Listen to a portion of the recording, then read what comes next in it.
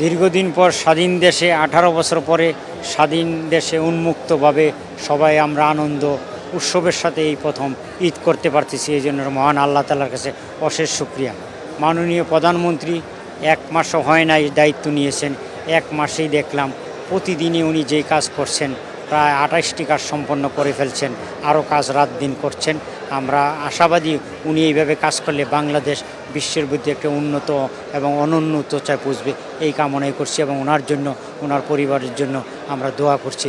নতুন সরকার আসছে, একটা মানুষের ভিতরে একটা আকাশ সমান প্রত্যাশা আছে।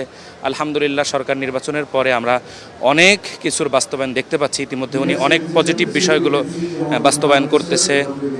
বিশেষ করে সাধারণ মানুষের ম্যান্ডেট উনি বুঝতে পারে আলহামদুলিল্লাহ, এবং বিশেষ করে আলেম সমাজ, দেশের ইসলামী মাইন্ডের যে সমস্ত লোকজন তাদের ম্যান্ডেট উনি বুঝে আগাচ্ছে। দেশের উন্নয়নের পাশাপাশি ইসলামের উন্নয়ন সব কিছু তার কাছে আমরা যেভাবে প্রত্যাশা করছি, আশা করি তিনি বাস্তবায়ন করবেন, সকল মানুষের ম্যান্ডেট বুঝবেন। ইনশাল্লাহ আগামীর বাংলাদেশ একটা সমৃদ্ধশালী এবং সুন্দর বাংলাদেশ ইনশাল্লাহ আমরা উপহার পাবো ওনার কাছে। মানুষ যাতে খেয়ে পরে একটু বাঁচতে পারে, এটুকুই তো আমাদের প্রত্যাশা, জনগণের বাইরে প্রত্যাশা নাই।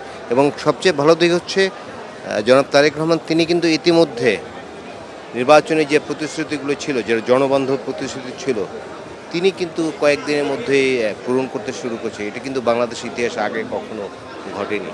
যেহেতু শুরুতেই একটা আমরা ইতিবাচকতার মধ্য দিয়ে দেখতে পাচ্ছি সরকারের ভূমিকাকে, এখানে অবশ্যই আমরা আশাবাদী যে ভবিষ্যতে নিশ্চয়ই আমরা এর চেয়ে ভালো দেবো। কিন্তু অবশ্যই এটা আমাদের মানতে হবে, বা আমরা সাধারণত জানি যে কোনো একটা জিনিস যখন স্মল স্কেলে থাকে তখন এটা ম্যানেজ করা যতটুকু সহজ, লার্জ স্কেলে কান্ট্রি ওয়াইড বাংলাদেশের মতো কমপ্লেক্স ডেমোগ্রাফিক এবং এথনিক কমপ্লেক্স একটা দেশে, যেখানে নানা ধরনের রাজনৈতিক বিভাজন এবং নানা ধরনের বিরোধিতা আছে, সেখানে একটা জিনিস একদমই বিতর্ক ছাড়া বাস্তবায়ন করা কঠিন।